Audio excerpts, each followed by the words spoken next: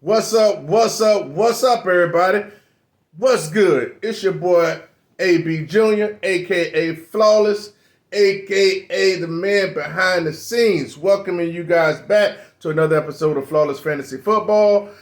Just had to make sure I got this accountability video out for week 4 prior to the week 5 games here starting tonight for Thursday night football. Hope everybody's having a great season so far. Hopefully everybody's enjoying themselves. Hopefully everybody's learning a little bit of something, getting some type of takeaways from this season.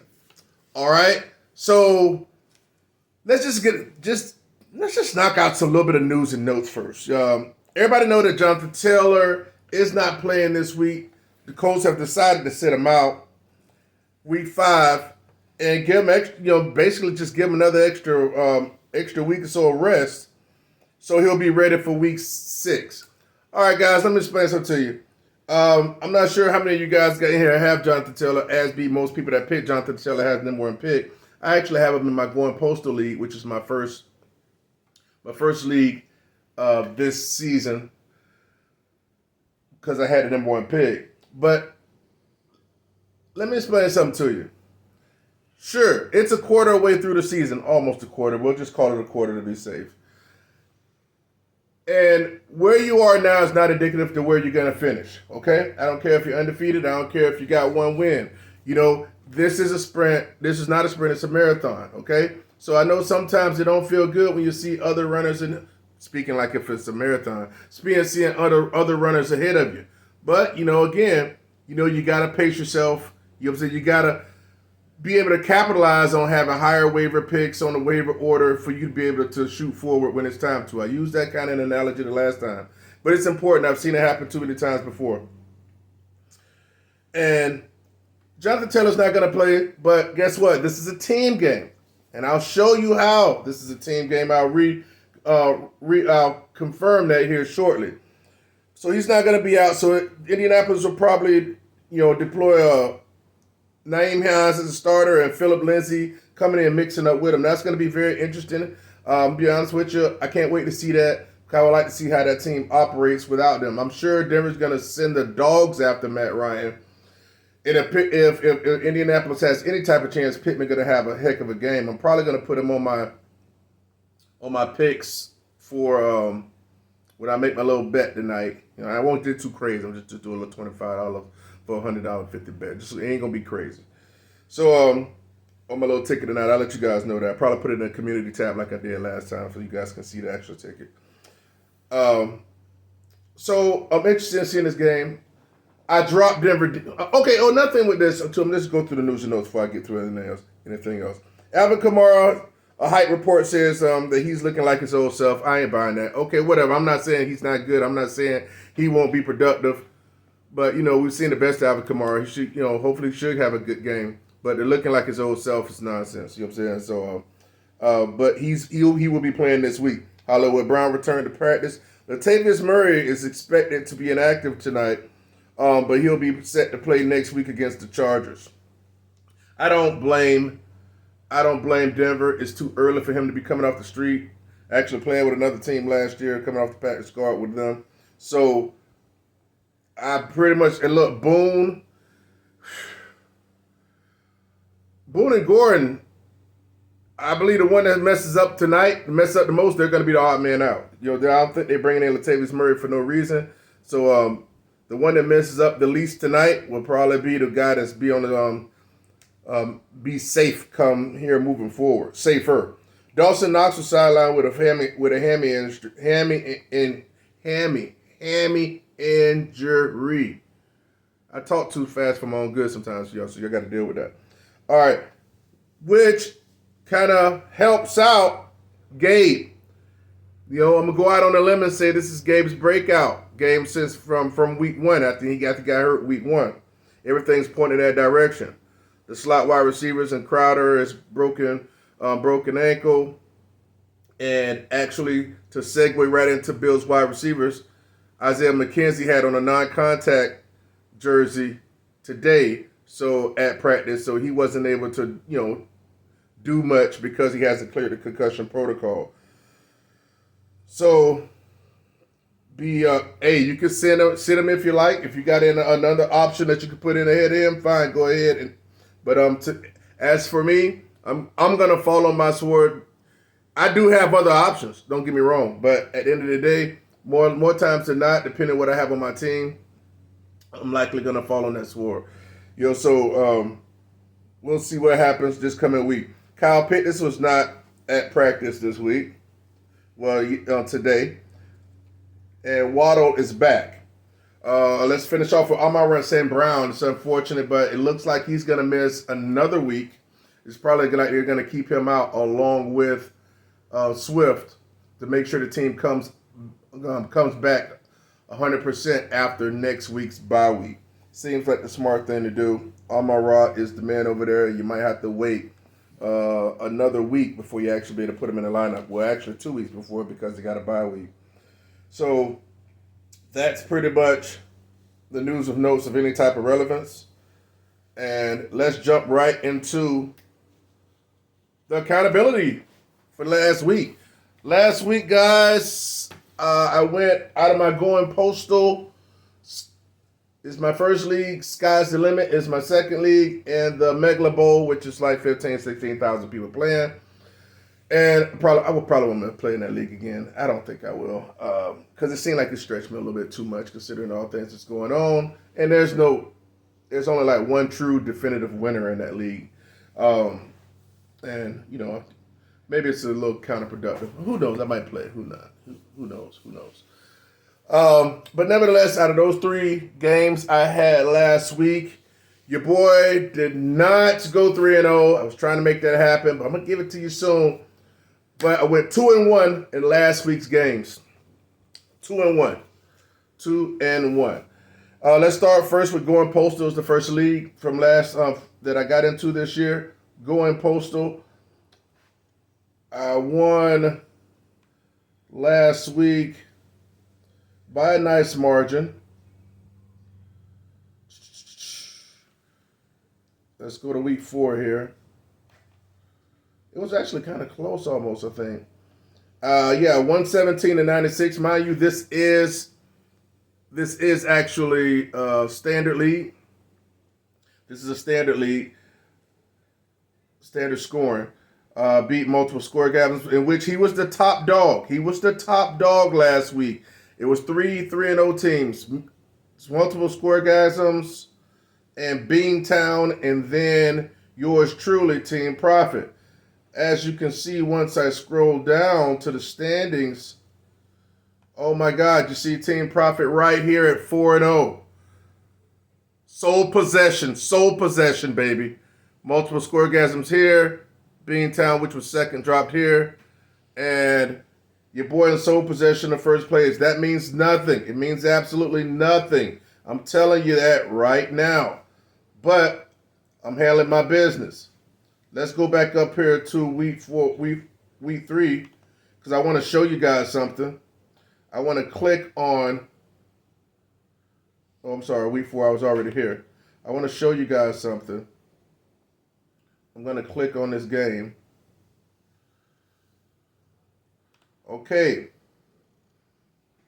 This guy had Lamar. Lamar didn't do much for him. Gave him 14 standard fantasy points. Josh gave me 25. He had Chase. Remember I told you I think I mentioned in the video, he had Chase Thursday night, Waddle, the kicker, and the defense. So that didn't give him much, like 22 points from from 4 players. Allen gave me a 10. Mike Williams gave me a 15. Josh Palmer gave me a 2. Thought I was going to have better days for him. He didn't show up much because it was a feed off the Eckler type day. Jonathan Taylor gave me a solid 2. A freaking 2 points. 2 freaking points. Penny gave me a 30. Conklin gave me a 5. Pierce had 22. Carlson had a 14. And Denver gave me a 2. I booted Denver this week. I'm sick of Denver crap. But last time I booted them, they showed up good, so they'll probably ball out tonight too, but they're getting the hell off my team. I'm sick of them. But at the end of the day, and also he had Hawkinson on his team that scored 34. Okay? But guess what, guys? I still won 117-96. Jonathan Taylor, 2 points. 2 freaking points for Jonathan Taylor. Somewhere on here. Yeah. 2 points for Jonathan Taylor. Right here. That's Josh Palmer. Where the hell you at, Jonathan Taylor? Sorry, sucker. Mike Williams. There you go, Jonathan Taylor, right there. 2 points. And I still won soundly. Beat the highest undefeated team. Beat the number 1 team. Guys, this is a team game. Did I like the fact that Jonathan Taylor only gave me 2 points? No. Did I cry about it? No. Everybody else got to pick up the slack. You know, let this sink in for you Gabriel Davis owners. A lot of you that haven't expected him to put up colossal numbers like he did week 1, nice numbers. It's a team game. Team game, guys. We don't. This team doesn't have a bunch of Gabriel Davises on it or a bunch of Jonathan Taylors on it. It has a collection of different personnel. Let's keep it moving. So your boy's at the top of the leaderboard. Let's look at this leaderboard again. It looks nice. It looks nice. Sole possession. Sole sweet possession. Very nice. All right, let's move forward. All right, let's talk about a little bit of L's. This here is Sky's the Limit with second team. Actually, I took an L in this league. And I'm actually holding up the bottom, not really the bottom, but I'm towards that sucker pretty strong. And 1-3 in this league. And things are not looking good. But here's a promising note. I changed my name from Team Profit to Team Title Game Hangover, man, because this is a team that was in the title game last year. But, man, it just won't come together. The team's a very good team, just like I've orchestrated and I've built up before on my other teams, but it's just not coming together, you know. It's like, I'm going to peel back real quick. You know, we got Josh Allen, Joe Mixon, Devin Singletary. I didn't have him in the game last week, though. Joe Mixon, Mike Williams, Gabe Conklin, Devin Singletary, Romeo Dobbs, Pickett, Algier, Dillon, Warren, Rashad White, and Lazard. McManus is the kicker. Minnesota's defense. I'm going to start right here. I actually lost last week. It was nothing I can do. 91 to 123. I could have put in the best possible lineup, and I'd have still lost by a few points. So hey, I like to lose that way to where it was nothing I can do. Vice, oh my gosh, you put in the wrong guy, you could have won. I don't like losing that way. But I played a number 1 team in this league this week, and it's kind of like week 5, and it kind of worked that way last year. I remember I was 0-2. My boy Tyrone actually was like, oh, he said something crazy, man. It's like, oh, you're making me look bad. You're the prof. You're supposed to be this, And then I beat the number 1 team that was in week 3 and then just shot off, Had a bye week and all, So it went from 0-2 to having a bye week and making it to the championship game. So now here I am 1-3 and I play the top team. So I'm almost kind of like in the same position almost to an extent. So the expectation and the projections are pretty even. So we'll see what happens. I'm gonna talk about. I missed out on talking about it during the Going Postal. So I'll start here with the Sky's the Limit. Also, I'm gonna start letting you guys know. Well, because of this actually team tour in week 4, I ran into Josh Jacobs, and he had a solid team overall. So that kind of contributed to that loss. But I'm gonna talk to you about the people that I actually picked up on waivers. I'm gonna add that to this video. I picked up Minnesota defense, but I had Denver's in this league right here, in league number 2. Picked up Rashad White and dropped Jordan Mason, and I picked up Kenny Pickett and dropped Josh Palmer. So Kenny Pickett is someone I see that a quarterback that has a ceiling.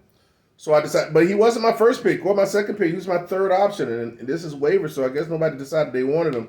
This league here is all about who does something that's hot. You do something hot, they're all on you.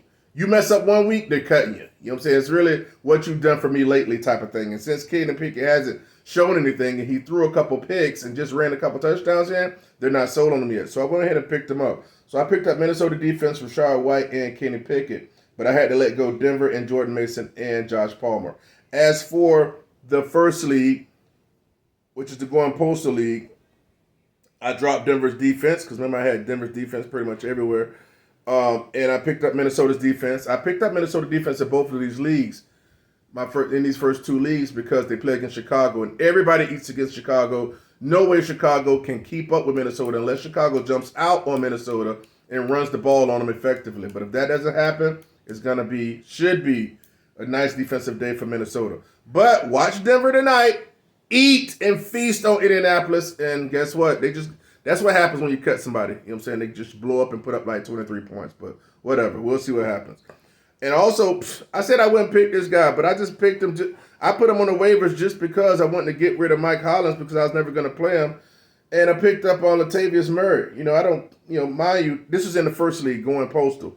And the only reason I put him on those waivers is because that's a standard league, so touchdowns are more prioritized. So I'll sit back and see what happens if he ends up being a lead back on that team.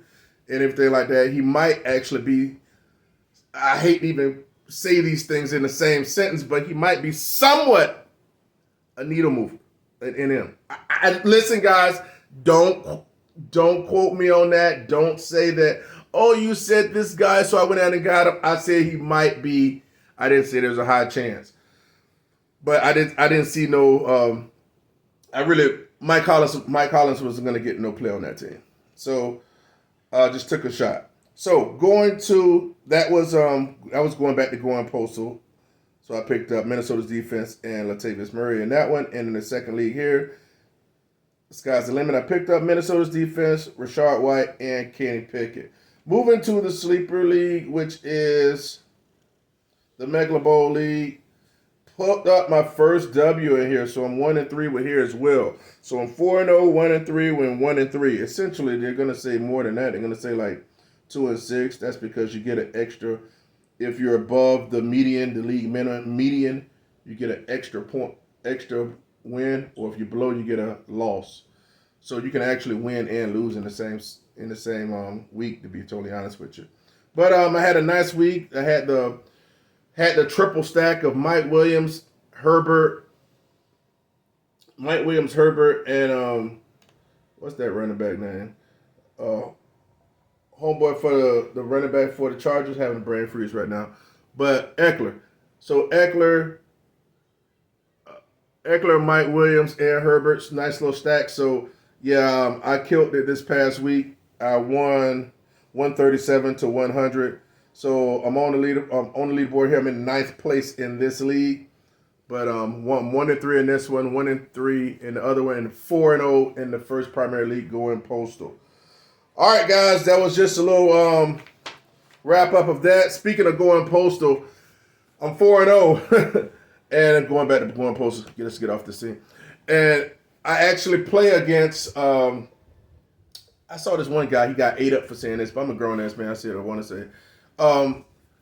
This one guy, he said something about on one of these fantasy football posts. He said, "Oh man, I lost to a girl this week." He said something. Of course, all these dudes popped up on the feed, and it's like, "Oh man, that show chauvinistic shouldn't matter. Oh Lord, heaven forbid, girls don't know about fantasy." I'm like, why are you freaking? So I tried to take up for the guy. I'm like, man, shut up. Who act like they haven't said that before? Sitting up here, you don't even know this girl, and you're trying to take up for him. Plus, he didn't say anything derogatory about it. You're just like, oh, I got beat by a girl. Like, we've all used that as men in some form or facet. May it be playing basketball, playing a video game, or whatever. And he didn't mean it like, oh, this freaking girl, this freaking stupid woman. He didn't say it like that. But these men out here, these males out here are totally they off the rocker, man. So I tried to take up for him in the comments. But nevertheless, back to my thing. This is a girl I'm playing here week 5, man. And God dog, I don't want to lose to her because she works right next to me in the case, right next to me. You know what I'm saying? At my place of employment. So if she wins, she's definitely gonna let me hear about it from time to time. And she's actually all the way down in number 9. She's strips team strip snack. And So she's got a little bit of help already because she don't have to deal with Jonathan Taylor. So she was happy about that when the news came through. So we'll see what happens. This is a team game. I didn't need Jonathan Taylor's freaking 2 points that he was going to give me this week. So let's get it. Flawless Fantasy Football. Guys, I hope you enjoyed Thursday night games. Shoot me always in the most recent videos. Shoot me your questions. Any type of comments. Remember, like the video, guys. Don't just sit here and look at it aimlessly. And comment. You throw an emoji down there. Say what's up. Say, what you would predict is going to happen this week. It's a couple things I want to do. I probably want to put some weekly my guys up there where basically it's not about my team, but people who I expect to have a big week. I'll probably just choose one from each position. I just want to try to, kind of mix things up a little bit. I also want to do the quarterly performances and talk about some things about things that I've hit on, things that I've missed on, as far as what the first quarter of NFL football has given us so far. So, again, like, comment, subscribe. Holla at your boy. Let me know you appreciate the videos. Flawless Fantasy Football, where you hear what you need to hear, not what you want to hear. There's nobody around here showing, no fantasy football content creators out here showing what they do on a weekly basis. Why? Because they're cowards. They always want to say, oh, I did this, or oh, I got this. Well, guess what? They don't show you the inside of what's going on their leagues. Only Flawless Fantasy Football does that. That's right. You're in a special place. Let's get it, guys. Flawless.